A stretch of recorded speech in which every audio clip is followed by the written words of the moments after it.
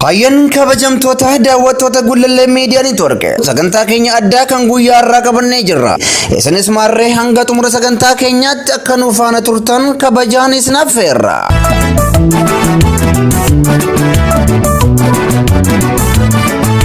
Mootummaan abbaa irree Itoophiyaa hoogganaa jiru farra lammiilee biyyattii ta'uun lubbuun jiraachuuf dargaggoota irratti yaaddoo uumee ture. Bara 2019 irraa jalqabee Oromiyaa keessatti hidhata waraana bilisummaa Oromoo wajjin hidhata qabdu jechuun ajjeechaa murtee seeraa malee dargaggoota irratti raawwachaa jira. Qondaaltonnii fi xiinxaltoonni siyaasaa hedduun baruma sana keessa akka jiranitti mootummaan biltiginnaa uummata Oromoo maqaa shanee jedhutti moggaasuun adda baasee namummaa irraa mulquun balleessuuf jira jechuun tilmaamanii turani. Shanee jedhanii irratti madaala. Wanta namni keenya beekuu danda'u dhaqa. Kun kijiba. Define, defame and destroy. Karaa Hitler itti fayyadame kana. Uummata tokko maqaa wayii itti dhoobda, saniin maqaa balleessita, san booda hin balleessita. Define, defame, destroy. Waggaa dheeraadhaaf maqaa abaa'ootiin. Waggaa 27 namni keenya kadhumaa ture. Abaa'oo waan taate warri hin beekne Oromoo waan ta'eef, oorruu isaatiif waan dubbateef. Yoo saaman xiqqoo keeshaa waan jalaa qabateef namni keenya dhumaa ture. Waggaa dabre shanee waggaa jedhan uummata Wallaggaa hundaan jechaa turan. Uummata Gujii hundaan jechaa turan. Har'a garuu Oromiyaa hundaan jechaa turan. Jechaa jiranii jechuudha. No, we must reject. Deemsi akkasii uummanni keenya tokkummaadhaan wal dhaggeeffatee, wal hubatee osoo hin shawwadamne, osoo of hin irraanfanne, osoo qoqqoodanii bituu maqaa itti dhodhoobanii deemaniif kana osoo hin fudhanne. Har'a shanee jechuun Oromoo jechuudha. Namni kana beekuu danda'u qaba. Murna san dhaaba san deeggaruu dhabuu waan biraati sanii miti gaafate. Har'a maqaa san itti dhoobanii akkuma kaleessa maqaa abaa'ootiin nama keenya. Har'a illee tooftaa saniin nama keenya ajjeesuudhaaf, hidhuudhaaf tooftaa ittiin deemanidha. Namni keenya tokkummaa isaa cimsatee no jechuu danda'u qaba. No hin ta'u jechuu danda'u qaba.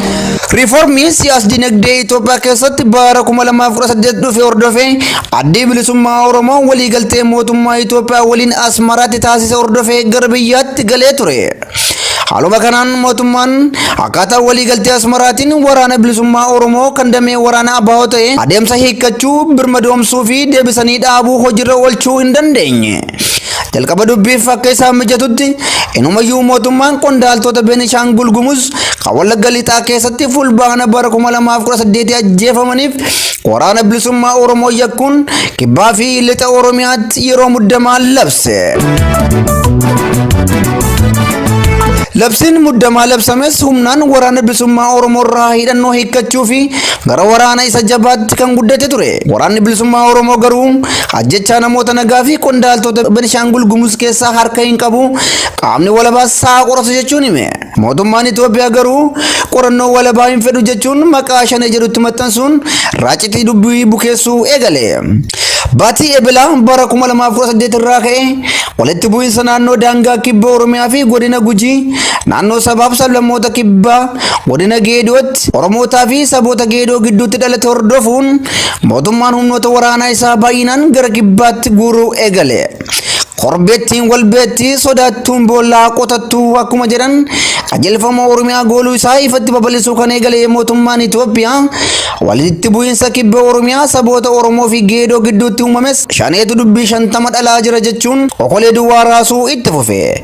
Ammas waraanni bilisummaa Oromoo gocha kana keessaa harka hin qabu, qaamni walabaa haa qoratu jechuun faluma ta'uu qabu labse. Qorannoo walabaa kan sodaatu mootummaan Itoophiyaa lolaan ufaa xumuramu jechuun ifaaf ifatti waraana itti fufe. Dirree gadaa fi seenaa madda deemokiraasii fi qaroominaa kan taate Oromiyaa dirree waraanaa fi boochaa ta'uuf akka jirtu ayyoonni hedduun raagan. Abbootiin siyaasaa fi qaamoleen dhimmi ilaallatu gidduu seenuun fala furmaata akka ka'aniif qaamolee hedduun watwaachuu eegalan. Haaluma kanaan amajjii bara 2019 jaartoleen biyyaa ayyoonni siyaasaa kanneen akka Daawud Ibsaa, Jawaar Mohammad, Baqqalaa Garbaa, miseensonni abbootii gadaa, barreessitoonnii fi deeggartoonni qabsoo Oromoo martuu wal ta'uun mootummaa fi ABO gidduutti ararree akka bu'uuf jaarsummaadhaan waliigaltee Asmaraa lafa qabsiisuuf yaalan. Jaarsummaa taasifame keessatti Oromoof nagaan haa bu'u anaan naqalaa kan jedhee jiraatus qaama hidhate kana torban tokko keessatti ciccirree rasaasaan barbadeessina kan jedhes kanneen akka Abbabaa Garasuus hirmaataniiru. Yoo horii qalanu ta'e binnee qalla. Araarabni suni hayyuun maltee namatu qalama yoo jedhe ana qalaati dhiigna kiyyaan nagaa godha.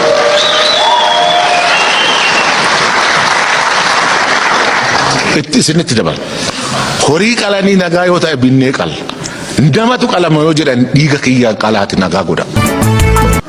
Miila lama bakka lama dhaabbatanii tokkoon caakkaa hidhannoo tokkoon immoo karaa nagaatiin jecha asiin karaa nagaatiin qabsoomnalli waraana labsaa uummata keenya immoo ajjeesaa saamaa deemuu waan hin danda'amneef isaanuma irrattuu olaantummaa seeraa hin kabachiifne jechuudha. Kana achi warri miila tokkoon bakka lama dhaabbatanii uummata keenya jeeqan olaantummaan seeraa isaan irratti sin mirkanaa. Mootummaan Itoophiyaa seenaa isaa keessatti jaarsummaa akka booji'utti kan ilaalu ta'uu isaa kan hubatan miseensonni waraana bilisummaa Oromoo ebele bara 2019 waboon qofaa isaa ba'uun ajaja olaanaa hundeeffachuu isaa yoo labsuun abaa'oon gama isaatiin waliigaltee Asmaraa hojiirra oolchuuf hariiroo waboo wajjin qabu addaan kutuu isaa labse. Yeroo kanatti harkisi siyaasaa magaalaa Finfinnee ture diriirfachuun guutummaa Oromiyaatti babal'ate. Korbeeyyiin bilisummaaf lolanii fi korbeeyyiin miindaaf lolan bakkaa bakkatti gaaraaf gaaratti walitti dhufaa walirraas baqachaa wal afuufanis uummanni Oromoo garuu marga arbii irratti wal lole ta'ee hafe. Qawwee cabaan bireenii dhalee mucaan mataa foomaas snaayiparii leensii qabu qabate akka durii seetee harka xuriin teessee jedhee mammaaka Oromiyaan abbaa qabdii ergaa jedhu diinaafis firaafis dabarse. Ebela 27 bara 2021 waboon ibsa qabxii 8 of keessaa qabu baaseen hatattamaan waraanni akka dhaabbatu qaama walaba ta'eenis miidhaan mirga namoomaa gahaa jiru akka qoratamu akkasumas rakkoo nageenyaa dinagdee fi siyaasaa Oromiyaa mudate karaa nageenya qabeessa ta'een furmaanni akka barbaadamuuf fala furmaata qabu dhiyeesse. Iyya keessa lafa qulleeffachuu beela uummatarraa fayyadamuu waraana malee waa'ee biyyaaf kan hin dhiphanne mootummaan Itoophiyaa garuu guyyoota afur booda deebii kennan waboo dhaaba shoror keessaa jedhee labse. Labsuu qofas miti maqaa abaa'oo waliin wal qabsiisee abaa'oo shanee jechuun garee lamaanuu walitti qabee maqaa maxxansaa fi shiraan waame. Jaagowwaa si duukaan bowwaa kan jette ijoolleen jaalmarroo lolaaleen ji'uuleen ji'a loluu sagantaa godhatte bosona Oromiyaa waliin ga'uun mataa fi eegeen dubbii mootummaa Itoophiyaa harkaa akka badu goote. Paartii badhaadhinaatti mataa bu'uu kan ta'e immoo waboon guyyaa wal fakkaatutti bakkoota garaagaraatti eebbifamtoota isaa eebbisiisuu isaati. Amma akka Lammaa Magarsaa jedhee qawwee cabaa akka Biraanuu Juulaa jedhamoo ijoollee shishifoo miti. Dargaggoota barnootaan qaroomantuu meeshaa qabatee Oromiyaa weerare. Bosona Wallaggaa qofa kan beekan qondaaltonni mootummaa federaalaa fi Oromiyaa naannawaa Finfinnees waboon akka jiru yaaduu qabdu jechuun jaalsanyiin laga Mogor keessaa loltoota isaa dirooniidhaan waraabee eebbisiise. Dubbiin asitti ulfaachaa jirti. Qurxummii immoo galaanatu baduu qaba gaaffii jedhu qondaaltonni mootummaa of gaafachuu eegalan. Quraanna bara 2021 hoogganaa waajjira bilxiginnaa damee Oromiyaa obbo Fiqaaduu Tasammaa dhimma bakka hundumaa jiraachuu waboo irratti hoggaa yaada kennanu miseensonni isaa guyyaa guyyaa nagaa fakkaatanii uummata keessa oolu walgee keenya irrattis ni hirmaatu odeeffannoo ni funaannatu halkan immoo hojjettootaa fi qondaaltota keenya irratti haleellaa raawwatu jechuun reebicha hamaa reebamaa jiraachuu isaanii boo'icha walaloo bareedaa ta'een barraa'een ibsatan. Odeeffannoon argata nama dubbatu ilaala galgala deemee immoo tarkaanfii sukkanneessaa irratti fudhata jechuudha. Amalli isaa baay'ee wal xaxaadha. Obbo Fiqaaduun iccitee ejjennoo paartii isaanii akkaataa mootummaan waboo irratti aggaamuuf jiru yeroo ibsan qurxummii laga Paasifiikii fi Atilaantikii keessa jiru hundaa qabanii fixuun hin danda'amu. Yoo qurxummicha guutummaan guututti baasuun barbaachise galaanicha gogsuudha jedhe. Cooree waraabinii bosseen maraatinii biyya jedhanii sirban keessatti akkamitti galaana Paasifiikiin balleessuu akka yaadan garuu namoota hundumaaf hin galle. Kana balleessuun kan danda'amu akkuma qurxummiiti jecha. Qurxummii Paasifiikii yookiin Atilaantik Ooshinii keessa guurtee hin dandeessu. Guutumatti balleessuu yoo danda'ame bishaanicha gogsuudha. Erga labsiin shoror keessummaa waraana bilisummaa Oromoo irratti labsamee fi obbo Fiqaaduu Tasammaa qurxummii balleessuuf galaana gogsuu qabna jedhee booda dhiittaan mirga namoomaa ajjechaa fi hidhaan murtee seera maleeyyii Oromiyaa bakka hundatti raawwatamuu itti fufe. Labsi shoror keessummaa abaa'oo irratti labsame kanaanis Oromiyaa keessatti namni kamiyyuu kan balaa irraa bilisa akka hin jirre qaamoleen garagaraa fi dhaabbileen idil addunyaa hedduun dubbachuu eegalan. Namoonni hedduun haala guyyaa guyyaatti isaan mudatu waggaa ibsatan mana kee keessatti ajjeefamuu dandeessa, horii kee keessattis ajjeefamuu malta, daandii gubbaattis qabamuu dandeessa, iddoo awwaalchaattis ajjeefamuu malta, bakka hojii keettis ajjeefamuu hidhamuu ni dandeessa, mana hidhaa keessattis ajjeefamuu malta jechuun Oromiyaa keessatti olaantummaan seeraa barbadaa'uu fi seera wanti jedhamu akka hin jirre ibsan. Caamsaa bara 2020 gareen mirga namoomaaf falmu Amnesty International gabaasa dhiittaa mirga namoomaa godinaalee Gujii lameenii fi Oromiyaa keessatti humna nageenyaa mootummaatiin qaqqabaa jiruun ifa godhe. Amnesty International bara 2019 irraa eegalee ajjechaalee seeraan alaa humnoota mootummaatiin raawwataman, hidhaa qaama miidhuu fi gidiraa al namoomaa qaqqaban toora qabsiisee dhiyeesse. Ibsa gareen kun baaseen kan rifate mootummaan Itoophiyaa garee Amnesty International arrabsuu, abaaruu fi loogaadha jechuun himate. Rakkoon irra gees naaf hin agarre jechuunis dheekkame.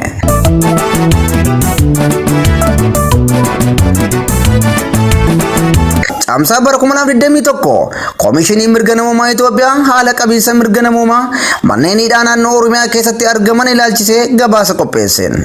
Namoonni manneen hidhaa Oromiyaa keessatti hidhaman dararaa hamaa keessa jiru jedhe.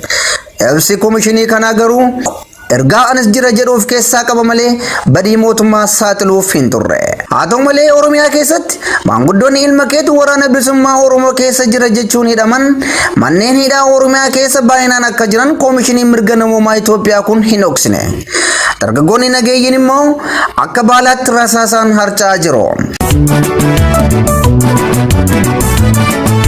Caamsaa tokko bara 2021 humnoonni nageenyaa mootummaa naannoo Oromiyaa Amaanuel Wandimuu nama jedhamu dargaggoo umurii 17 miseensa garee dhokataa abbaa torbeet jechuun magaalaa Dambidolloo keessatti marfata magaalaa gubbaatti uummata fuulduratti rasaasatti roobsuun ajjeesan. Gochaa farrummaa raawwatan. Jibba daangaa hin qabne Oromoof qabaachuu isaanii mul'isan. Garaa Oromoota maraas madeessan. Oromoon uumamuu isaa akka of jibbu godhan. Ilma namaa abbaa fi haati otoo ilaalanii marfata gubbaatti hidhuun ajjeesan. Obboleessi akka ajjeefamu obboleessa isaa ilaalu taasisan.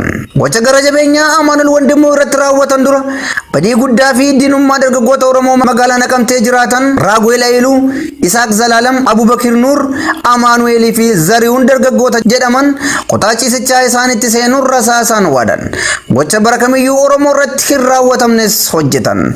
Dargaggoonni kunneen barattoota yuunivarsiitii Wallaggaa fi hiriyoota yoo ta'an mana keessa taa'anii osoo televizyiinii ilaalanii humnoonni mootummaa manatti cabsuun sagantaa diinaa ilaalaa jirtu jechuun bakka tokkotti fixan.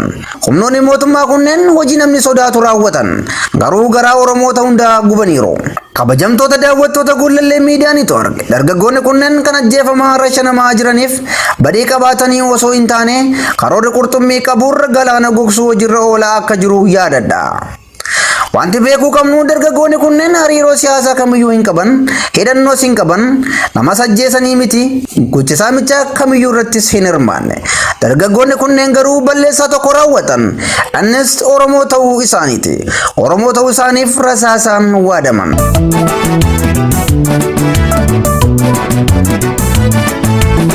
Kana qofa miti dargaggoonni nagaa hedduun Wallagga Lixaa aanaa Qilxukaarraa keessatti waraana mootummaatiin ajjeefamanii boolla takkatti gatamaniis danuudha. Waraanni mootummaa naannawaa magaalaa Qilxukaarraa jiru waraana bilisummaa Oromoo waliin yeroo dheeraaf eega wal waraanaa ture booda injifatamuun gara magaalaatti deebi'ee booda sababni injifatamuu keenya isintu waboof odeeffannoo kenne jechuun akka boolla qotatan erga taasisee booda gara jabeenya safara hin qabneen bakka tokkotti rasaasatti roobsuun isaan fixe. Ilma Oromootu boolla tokkotti awwaalamuuf boolla qotate. Boollatti awwaalamtu waggaa qotattu miira akkamii keessa akka nama galchuu, dhiphina sammuu akkamiis akka namatti fidu tilmaamuun salphaadha.